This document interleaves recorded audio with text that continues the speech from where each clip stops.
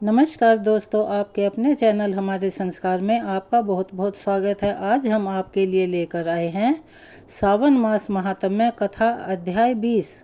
लेकिन उससे पहले अगर आप हमारे चैनल पर नए हैं और अभी तक आपने चैनल को सब्सक्राइब नहीं किया है तो आप सभी से हाथ जोड़कर निवेदन है कि प्लीज़ हमारे चैनल को सब्सक्राइब करें, वीडियो को लाइक करें, ज़्यादा से ज़्यादा शेयर करें ताकि इन कथाओं और जानकारियों का लाभ दूसरे लोगों को भी मिल सके। बेल आइकन को दबाना ना भूलें ताकि हमारी आगे आने वाली वीडियो की जानकारी आपको नोटिफिकेशन के ज़रिए मिल जाया करे। आपसे एक निवेदन और भी है, आप कमेंट्स बॉक्स में अपने कमेंट्स लिखा कीजिए। तुरत षडानन आप पठायऊ, लव निमेष मह मारी गिरायऊ। आप जलंधर असुर संहारा, सुयस तुम्हार विदित संसारा। त्रिपुरासुर सन युद्ध मचाई, सब ही कृपा कर लीन बचाई।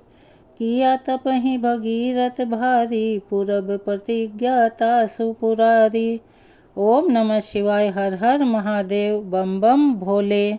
इससे पहले वाले अध्याय के वृतांत में आपने जाना था भगवान शिव ने देवी पार्वती को श्राद्ध में जो आमंत्रित किए जाते हैं ब्राह्मण, उनके बारे में बताया गया था और किस प्रकार के ब्राह्मणों को श्राद्ध में त्याग देना चाहिए और किनको आमंत्रित करना चाहिए। आज भगवान शिव देवी पार्वती को श्राद्ध विधि के बारे में बता रहे हैं जो कि बहुत ही महत्वपूर्ण और रोचक होने वाला है। आप सभी को आज के अध्याय को जरूर पूरा सुनना चाहिए। अमावस्या के अलावा अपने पितरों का तर्पण श्राद्ध कब कब किया जा सकता है, किस विधि से करना चाहिए और तर्पण करने से या पितरों के निमित्त दान देने से क्या फल मिलता है, इस सब के बारे में आज हम अपनी इस वीडियो में आपको जानकारी देंगे। महादेव जी कहते हैं, हे देवी, अब मैं श्राद्ध की विधि बतलाता हूँ, ध्यानपूर्वक सुनो। श्राद्ध से एक दिन पहले अब सव्य होकर पितरों के प्रतिनिधि भूत ब्राह्मणों को निमंत्रित करें कि आप लोग पितृ कार्य संपन्न करें और मुझ पर प्रसन्न हों। इस प्रकार ब्राह्मणों को आमंत्रित करने के लिए अपनी जाति के विश्वस्त पुरुषों को भेजना चाहिए। बिना फटा हुआ वस्त्र पवित्र माना गया है। अगर मूर्ख ब्राह्मण आपके सामने ही रहता हो और गुणवान आपसे बहुत दूर रहता हो तो गुणवान को भी श्राद्ध का निमंत्रण देना चाहिए, लेकिन मूर्ख को त्यागना नहीं चाहिए। जो अपने निकटवर्ती ब्राह्मण को पतित न होने पर भी त्याग कर दूर रहने वाले गुणवान की पूजा करता है वह घोर नरक में जाता है। वेद विद्या और व्रत में निष्णांत क्षत्रिय ब्राह्मण अगर घर पर आ जाए तो विधि पूर्वक उसका पूजन करके मनुष्य परम गति को प्राप्त होता है। दोनों संध्या जप, भोजन, दंत धावन, पितृ कार्य, देव कार्य, मूत्रोत्सर्ग, मनोत्सर्ग, गुरु के समीप तथा यज्ञ, इन अवसरों पर जो मौन रहता है वह स्वर्ग में जाता है। अगर जप आदि में किसी तरह मौन भंग हो जाए तो वैष्णव मंत्र का उच्चारण और भगवान विष्णु का स्मरण करना चाहिए। दान, स्नान, होम, भजन और देव पूजन में देवताओं के लिए सीधे कुछ उपयोग में लाए जाते हैं और पितरों के लिए द्विगुण भुगन कुश उत्तर मुख होकर देवताओं का और दक्षिण मुख होकर पितरों का कार्य करना चाहिए। अग्नि, भस्म, जौ और जल से चिन्ह बना देने पर तथा चौखट बीच में होने पर भी पंक्ति दोष नहीं होता। इष्ट श्राद्ध में क्रतु और दक्ष वृद्धि श्राद्ध में सत्य और वसु नैमित्य श्राद्ध में काल और कामी श्राद्ध में अधर्व और विरोचन तथा पार्वर श्राद्ध में पुरुरवा और आर्द्रव नाम के विश्व देवों का आवाहन पूजन बताया गया है। पलाश के पत्ते में श्राद्ध करने से ब्रह्म तेज की वृद्धि होती है। पीपल के पत्ते में श्राद्ध भोजन करने वाला राजाओं को मान्य होता है। पाकड़ के पत्तल में श्राद्ध भोजन करने से सब भूतों पर प्रभुत्व प्राप्त होता है। वट के पत्ते में भोजन करने से पुष्टि, प्रजा वृद्धि, प्रज्ञा, धृति और स्मृति की प्राप्ति होती है। गंभारी का पत्ता राक्षसों का नाश करने वाला और यशोदायक होता है। महुए के पत्ते में भोजन करने से उत्तम सौभाग्य प्राप्त होता है। अर्जुन वृक्ष के पत्ते में श्राद्ध करने वाला सब अभीष्ट फलों को प्राप्त कर लेता है। मदार के पत्ते में श्राद्ध करने से उत्तम कांति और प्रकाश की प्राप्ति होती है। बांस के पात्र में श्राद्ध करने वाले पुरुष के खेत, बगीचे और पोखरे में सदैव मेघ पानी बरसाते हैं। सोने चांदी के पात्रों में श्राद्ध करने से पूर्वोक्त सभी पत्रों के फल की प्राप्ति होती है। पलाश, अर्जुन, वट, पाकड़, पीपल, कटाय, गूलर, बिल्व और चंदन यह यज्ञ संबंधी वृक्ष हैं। सरल, देवदार, साखू, खैर यह वृक्ष समिधा के लिए उपयुक्त हैं। श्लेष मातक, नक्तमाल, कैथ, सेंबल, नींबू और बहेड़ा यह वृक्ष श्राद्ध कर्म में निहित हैं। इन वृक्षों का प्रयोग कभी भी नहीं करना चाहिए जहाँ अनिष्ट शब्द सुनाई पड़ते हों, जो बहुत रूखी और जीव जंतुओं से भरी हुई हो तथा जहाँ दुर्गंध फैल रही हो, ऐसी भूमि को श्राद्ध कर्म में सदा त्याग दें। अंग, बंग, कलिंग, सिंधु का उत्तर तट तथा जहाँ आश्रम धर्म और वर्ण धर्म नष्ट हो गए हों, ऐसे देश यत्नपूर्वक श्राद्ध कर्म में त्याग देने योग्य हैं। देवी, ब्राह्मण सतयुग, अक्षत्रिय, नेता, वैश्य, द्वापर और शूद्र कलयुग माना गया है। विद्वान पुरुष शुक्ल पक्ष के पूर्वाह्न और कृष्ण पक्ष के अपराह्न में श्राद्ध करें। पितृ कार्य में रत्नी बराबर कुश श्रेष्ठ माना गया है और रत्नी कहते हैं कोहनी से लेकर कनिष्ठिका उंगली तक के माप को। मूल के पास से कटे हुए कुश वेदी पर आस्तरण करने के लिए उत्तम होते हैं। इसी प्रकार सावा, तिनी और दूर्वा भी श्रेष्ठ माने गए हैं। कुश सदैव पवित्र तथा श्राद्ध कर्म में आदरणीय है। ऐश्वर्य की इच्छा रखने वाले पुरुष को उन कुश पर ही पिंडदान करना चाहिए। ब्राह्मणों को श्रद्धापूर्वक गरम गरम भोजन कराना चाहिए। फल फूल और पेय पदार्थों को ठंडा ही दें। जो स्नेहवश ब्राह्मणों के हाथ में नमक या व्यंजन परोसता है या फिर लोहे के पात्र से भोजन परोसता है, उस भोजन को राक्षस खाते हैं, उसे पितृ स्वीकार नहीं करते। ब्राह्मणों के पात्र में चुपचाप अन्न परोसकर संकल्प करना चाहिए।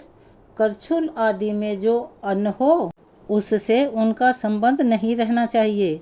जो ब्राह्मण सुअर की तरह पात्र में मुंह लगाकर चप चप करते हुए खाता हो अथवा जो हाथ में ही भोजन रखकर उसी में मुंह लगाता हो तथा जो भोजन के समय बातचीत करता हो, उसके खाए हुए अन्न को भी पितर ग्रहण नहीं करते हैं। 2 वर्ष के बछड़े के मुख में जो सुखपूर्वक समा सके उतने ही बड़े पिंड बनाने चाहिए, ऐसा व्यास जी का कहना है। स्त्री श्राद्ध के पात्र को ना हटाए।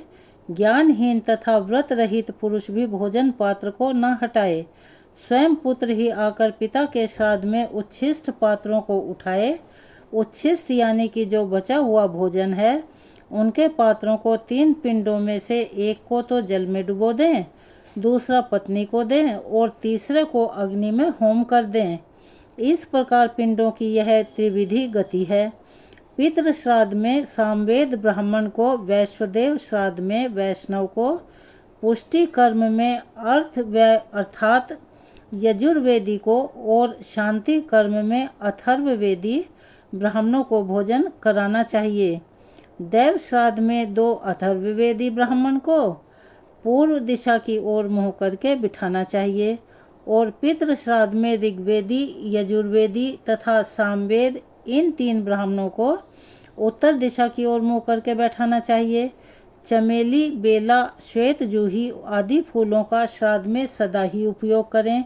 जल से पैदा होने वाले सभी तरह के फूल और चंपा का भी श्राद्ध में उपयोग करना उचित है। महुआ, हींग, कपूर, मिर्च, गुड़, सेंधा नमक और चांदी ये श्राद्ध में उत्तम माने जाते हैं। ब्राह्मण, कंबल, गौ, सूर्य, अग्नि, अतिथि, तिल, दर्भ और विहितकाल ये 9 कुतब माने गए हैं। रजस्वला स्त्री चौथे दिन स्नान करके शुद्ध होती है, किंतु दैव कार्य और पितृ कार्य के लिए वह 5वें दिन शुद्ध मानी जाती है। धन और ब्राह्मण के अभाव में प्रदेश में तथा पुत्र जन्म के समय अथवा जिसकी पत्नी रजस्वला हो वह आम श्राद्ध करे, यानी ब्राह्मणों को कच्चा अन्न ही दे, जिसे कि सीधा कहा जाता है। पका हुआ भोजन ना परोसे। सब भाइयों से सलाह करके बिना बटे हुए धन के द्वारा ज्येष्ठ भाई ने जो श्राद्ध और दान किया हो वह सबके द्वारा किया हुआ माना जाता है। हर वर्ष माता पिता की शयाह तिथि को जो श्राद्ध किया जाता है उसे मलमास में कभी भी नहीं करना चाहिए, ऐसा व्यास जी का वचन है।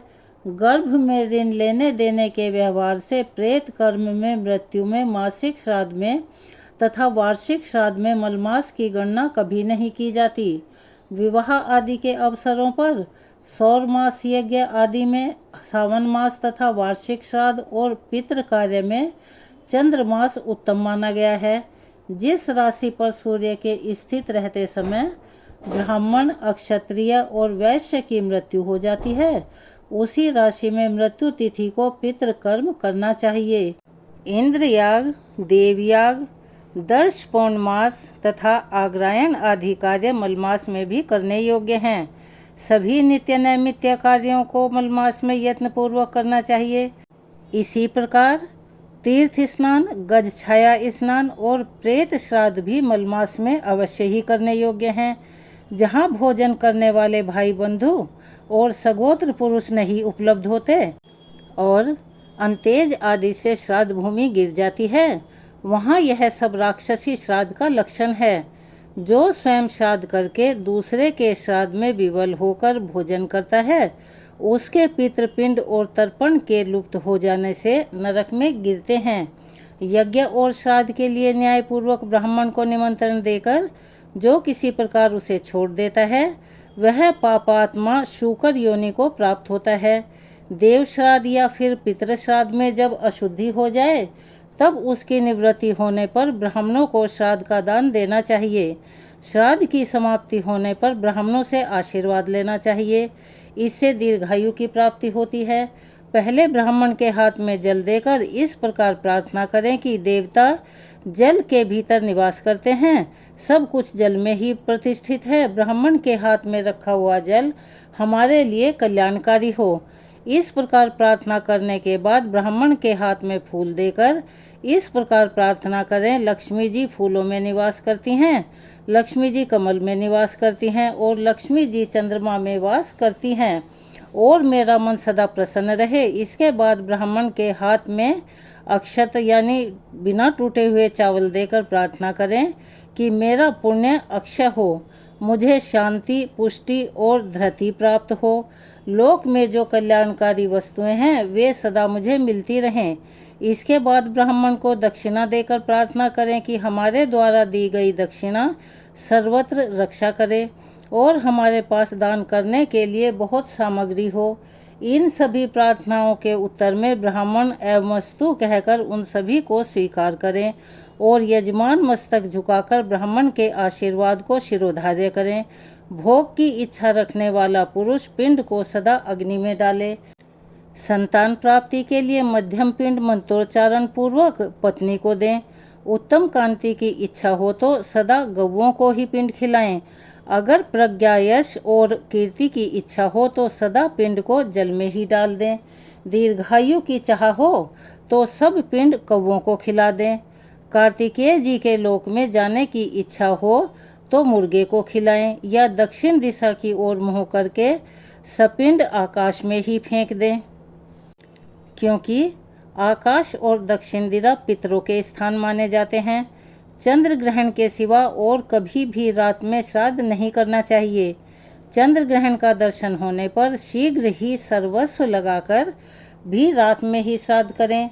ग्रहण के समय श्राद्ध न करने वाला कष्ट पाता है और जो श्राद्ध करता है वह अपने पाप से उसी प्रकार तर जाता है जैसे जहाज समुद्र के पार होता है। काला उड़द, तिल, जौ, अगहनी का चावल, महायव, व्रहीयव तथा काले और सफ़ेद तिल श्राद्ध कर्म में सदा ग्रह हैं, इनका सदा प्रयोग करना चाहिए। बेल, आंवला, मुनक्का, कटहल, आंवला, अनार, केला, सामयिक साग और मूंग आदि वस्तुएं श्राद्ध कर्म में उत्तम मानी गई हैं। मसूर, सौंफ और कुसुम के फूल श्राद्ध में सदैव वर्जित हैं। लहसुन, गाजर, प्याज, पिंड, फूल, मोरत और बड़ी मूली यह सब श्राद्ध में वर्जित हैं। इनका प्रयोग कभी ना करें। इनके संपर्क से श्राद्ध व्यर्थ हो जाता है और दाता नरक में पड़ता है। प्रातः काल से लेकर संध्या तक 15 मुहूर्त होते हैं। उनमें 3 मुहूर्त का प्रातः काल, फिर 3 मुहूर्त का संगम काल, उसके बाद 3 मुहूर्त का मध्याह्न काल, फिर उतने का ही अपराह्न काल तथा शेष 3 मुहूर्त का सायंकाल माना जाता है। यही 5वां दिनांश है। प्रातः काल से लेकर रोहिणी तक मनुष्य श्राद्ध करें। रोहिणी मुहूर्त का उल्लंघन ना करें। दिन के 8वें मुहूर्त को कुतब और 9वें को रोहिणी कहते हैं। एकोदिष्ट श्राद्ध मध्याह्न में करना चाहिए। केवल जात कर्म के संस्कार प्रातःकाल के समय किया जा सकता है। पितरों के लिए पृथक और विश्वदेव के लिए पृथक पृथक श्राद्ध करें। श्राद्ध करके ब्राह्मणों को विदा करें।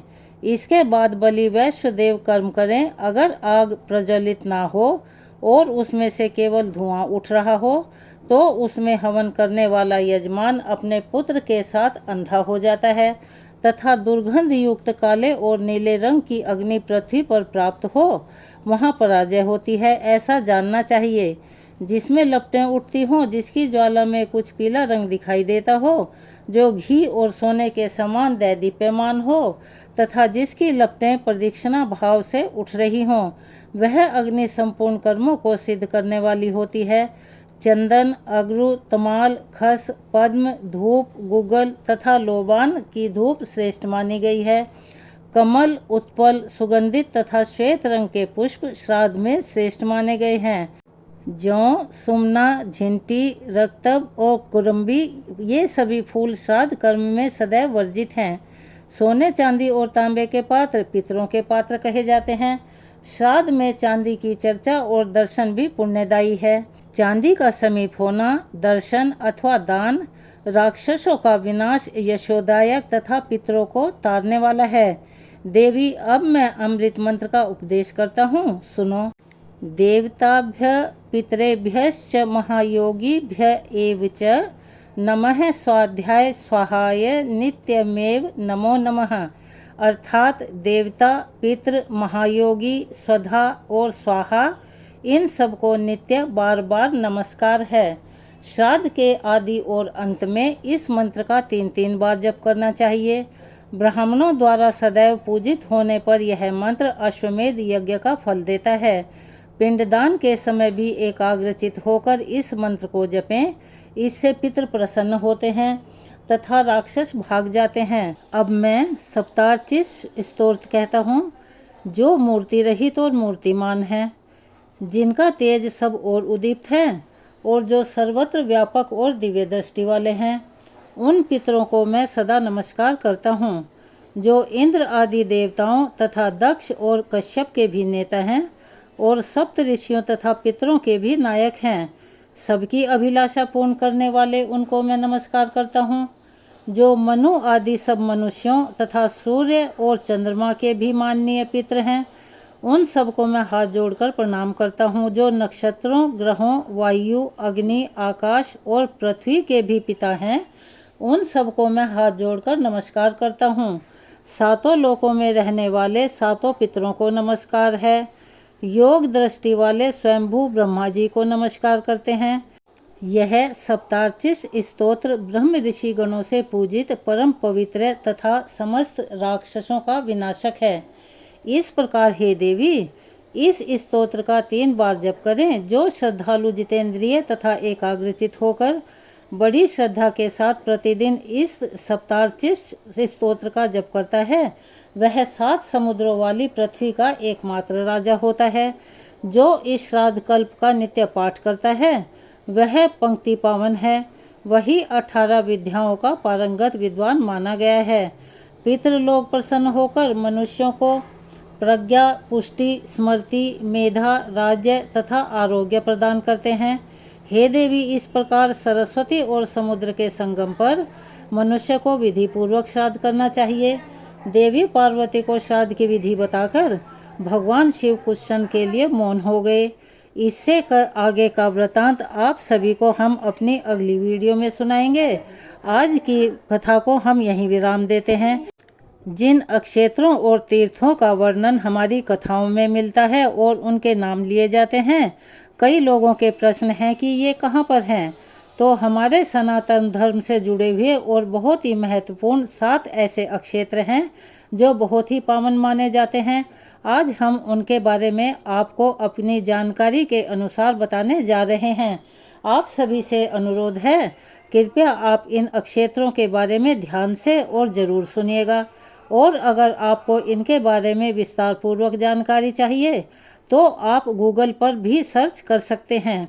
हमारे पुराणों में ऐसे बहुत सारे क्षेत्रों का वर्णन मिलता है जहां भगवान ने अवतार लिया था या फिर किसी सिद्ध मुनि ने उस जगह पर, उस पवित्र स्थान पर तप किया था। और आज के इस वीडियो में आपको उन 7 प्रमुख क्षेत्रों के बारे में जानकारी दे रहे हैं जो कभी एक ही युग में तो कभी अलग अलग युग में किसी घटना के कारण महत्वपूर्ण बन गए और प्रसिद्ध हो गए, जिनका दर्शन करने से मनुष्य तर जाते हैं। सबसे पहले बात करते हैं कुरुक्षेत्र की। कुरुक्षेत्र एक ऐसा क्षेत्र है और ऐसा नाम है जिसके बारे में सभी जानते हैं और सभी को पता है, क्योंकि कुरुक्षेत्र में महाभारत का युद्ध लड़ा गया था। कुरुक्षेत्र हरियाणा में स्थित है और वर्तमान समय में यहाँ पर बहुत सारे मंदिर स्थापित हैं। यह क्षेत्र हिंदू धर्म के लोगों के लिए एक तीर्थ के समान महत्वपूर्ण माना जाता है। अगला पावन तीर्थ है प्रभास क्षेत्र, जिसके बारे में आप में से बहुत सारे लोग जानना चाहते थे कि यह कहाँ पर है। तो यह गुजरात में द्वारका के पास स्थित है। स्वराष्ट्र और स्वराष्ट्र के प्रभास क्षेत्र की महत्ता का वर्णन आप स्कंद पुराण या वायु पुराण में भी देख और पढ़ सकते हैं। वायु पुराण में चंद्रदेव और वेद व्यास जी की कथाओं के संबंध में आपको प्रभास क्षेत्र का नाम अवश्य ही मिलेगा, लेकिन द्वापर युग में भगवान श्री कृष्ण ने इसी क्षेत्र में देह त्याग किया था। ये वही स्थान है जहाँ यदुवंशी आपस में लड़कर अपने ही कुल का नाश कर बैठे, अपना ही कुल समाप्त कर बैठे थे। और प्रभास क्षेत्र वही जगह है, वही पावन क्षेत्र है जहाँ से शेषनाग के अवतार बलराम जी बैकुंठ को लौट गए थे। अब प्रभास क्षेत्र के बारे में थोड़ा सा विस्तार से आपको जानकारी देते हैं। गुजरात के सौराष्ट्र में अरब सागर से लगता हुआ तटवर्ती क्षेत्र प्रभास या प्रभास पाटन के नाम से प्रसिद्ध है। महाभारत में इसे देव तीर्थों में गिना जाता है। भगवान शिव के 12 दिव्य ज्योतिर्लिंगों में से एक सोमनाथ नामक ज्योतिर्लिंग के इस क्षेत्र में स्थित होने के कारण इसे सोम तीर्थ भी कहा जाता है। महाभारत के आदि पर्व के अनुसार इसी तीर्थ में स्वयं भगवान श्री कृष्ण ने भी तपस्या की थी। तीर्थ यात्रा के अवसर पर यहीं अर्जुन की भेंट भगवान श्री कृष्ण से हुई थी। ऐसा कहा जाता है कि इस क्षेत्र में अग्नि का वास है। इस तीर्थ के सेवन अर्थात दर्शन और स्नान से मनुष्य को अतिरात्र और अग्निष्टोम यज्ञ का फल मिलता है। तीर्थ यात्रा के समय अपने भाइयों सहित धर्मराज युधिष्ठिर भी यहाँ आए थे। यह पुण्य क्षेत्र पापनाशक माना जाता है। महाभारत युद्ध के लगभग 36 वर्ष के बाद इसी तीर्थ में यदुवंशी आपस में लड़ पड़े थे, जिसमें लगभग सारे यदुवंशियों का विनाश हो गया था। और लौकिक आख्यानों के अनुसार इस ग्रह युद्ध में करोड़ों यदुवंशी मारे गए थे। धीरे धीरे इसने भयानक युद्ध का रूप ले लिया था। सांब के पेट से निकले मूसल को जब भगवान श्री कृष्ण की आज्ञा से रगड़ा गया तो उसके चूर्ण को इसी तीर्थ के तट पर फेंका गया था, जिससे उत्पन्न हुई झाड़ियों को यादवों ने एक दूसरे को मारना शुरू किया। ऋषियों के श्राप से उत्पन्न हुई इन्हीं झाड़ियों ने तीखे अस्त्र और शस्त्रों का काम किया और सारे प्रमुख यदुवंशियों का यहीं पर विनाश हो गया था। महाभारत के मुसल पर्व में इस युद्ध का रोमांचकारी विवरण मिलता है। सारे यादव प्रमुख इस ग्रह युद्ध में मारे गए थे और उस मूसल का जो चूर्ण बना था उससे जो घास बनी थी वो बहुत ही तीखी थी। जिसने अस्त्र शस्त्र का काम किया था उस घास को एरका घास के नाम से भी जाना जाता है। प्रभास क्षेत्र की ऐसी महिमा है कि ग्रह युद्ध के बाद अंत में आज के भालका तीर्थ कहे जाने वाले स्थल पर जब भगवान श्री कृष्ण लेटे हुए थे तो जरा नामक एक शिकारी ने भगवान श्री कृष्ण के हिलते हुए चरण को हिरण समझकर उनके पांव के तलवे को अपना निशाना बना लिया था। शिकारी का यही भूलवश प्रहार भगवान श्री कृष्ण के परम धाम सिधारने का कारण बना था। इस प्रकार से हम देखते हैं कि प्रभास तीर्थ या प्रभास अक्षेत्र या फिर प्रभास पाटन कहलाने वाले इस अक्षेत्र का वर्णन महाभारत में भी उपलब्ध है और अन्य ऐतिहासिक कालों में भी इस अक्षेत्र का ऐतिहासिक, सांस्कृतिक और धार्मिक महत्व बताया जाता है। प्रभास अक्षेत्र में ही भगवान शिव के 12 दिव्य ज्योतिर्लिंगों में से एक सोमनाथ का ज्योतिर्लिंग स्थित है। पौराणिक मान्यताओं के अनुसार क्षय रोग से ग्रस्त चंद्रमा ने यहीं भगवान शिव की आराधना करके स्वास्थ्य लाभ प्राप्त किया था और उन्हें क्षय रोग से मुक्ति मिली थी। तो यह थी प्रभास अक्षेत्र के विषय में जानकारी। चलिए अब जानते हैं भृगु अक्षेत्र के बारे में। आपने पौराणिक कथाओं में भृगु अक्षेत्र का नाम तो सुना ही होगा। गुजरात का भड़ोच ही प्राचीन काल का भृगु अक्षेत्र है, जिसे आज हम भड़ोच के नाम से जानते हैं। पुराने समय में वह भृगु अक्षेत्र ही कहलाता था। बहुत सारे ऐसे पावन तीर्थ हैं, ऐसी पवित्र जगहें हैं जिनके नाम वर्तमान समय में बदले जा चुके हैं। इस कारण से हमें उन नामों की अच्छे से जानकारी नहीं हो पाती। भृगु अक्षेत्र ही भृगु ऋषि की तपस्थली है, यानी कि महर्षि भृगु ने वहीं पर तप किया था। गुजरात में नर्मदा नदी और समुद्र तट के संगम पर स्थित है। भृगु अक्षेत्र यह वही स्थान है जहाँ सतयुग में राजा बलि ने अश्वमेध यज्ञ किया था। अगला पावन तीर्थ है गया अक्षेत्र, जिसे सभी भली भांति जानते हैं। बिहार राज्य में बोध गया के महत्व से तो हम सभी परिचित हैं। हमारे सनातन धर्म में पितरों की मुक्ति के लिए बोध गया में पिंडदान का विशेष महत्व बताया गया है। गया अक्षेत्र का नाम बोध गया भगवान बुद्ध के अवतरण के बाद पड़ा है, क्योंकि इसी अक्षेत्र में एक पीपल के वृक्ष के नीचे भगवान बुद्ध को ज्ञान की प्राप्ति हुई थी। अगला पावन तीर्थ है हरि अक्षेत्र, जो कि बिहार में है। बिहार राज्य की राजधानी पटना के निकट हरि अक्षेत्र स्थित है। यह क्षेत्र गंगा, सरयू, गंडकी और सोन नदी का संगम अक्षेत्र भी है। इस अक्षेत्र के महत्व का उल्लेख वाराह पुराण में भी मिलता है। रामायण के अनुसार इस अक्षेत्र में ब्रह्मदेव के मानस पुत्र महर्षि पुलस्त ने तपस्या की थी और महर्षि पुलस्त जो थे वह रावण के दादा थे। अगला पावन तीर्थ है पुरुषोत्तम अक्षेत्र। पुरुषोत्तम अक्षेत्र जगन्नाथपुरी और दक्षिण कटक के साथ वेंकटाचल तक फैला हुआ है।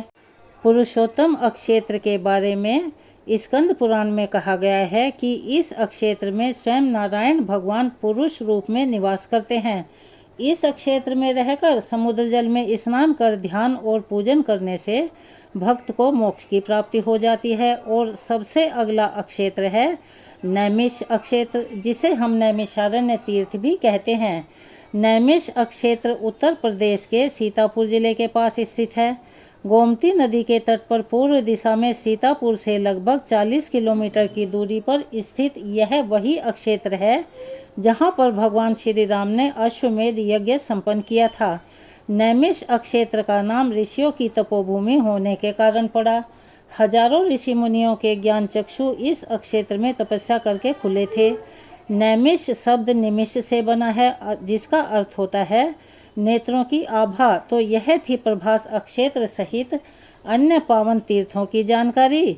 आपको कैसी लगी? और हमें उम्मीद है कि जो लोग इसके बारे में प्रश्न पूछते थे उन्हें उनके प्रश्नों के उत्तर मिल गए होंगे। अगर आप इससे संतुष्ट हैं तो कमेंट्स बॉक्स में अपनी राय अवश्य लिखें। अगर आप हमारे चैनल पर नए हैं और अभी तक आपने चैनल को सब्सक्राइब नहीं किया है तो सभी से निवेदन है कि चैनल को सब्सक्राइब करें, वीडियो को लाइक करें, ज़्यादा से ज़्यादा शेयर करें ताकि ये कथाएं और जानकारी और लोगों तक भी पहुंच सके, उन्हें भी इसका लाभ प्राप्त हो सके। बेल आइकन को दबाना ना भूलें ताकि हमारी आगे आने वाली हर वीडियो की जानकारी आपको नोटिफिकेशन के जरिए मिल जाया करे। अपना सहयोग और प्यार हमें ऐसे ही प्रदान करते रहें। कमेंट्स बॉक्स में ओम नमः शिवाय, हर हर महादेव, बम बम भोले लिखना ना भूलें। धन्यवाद।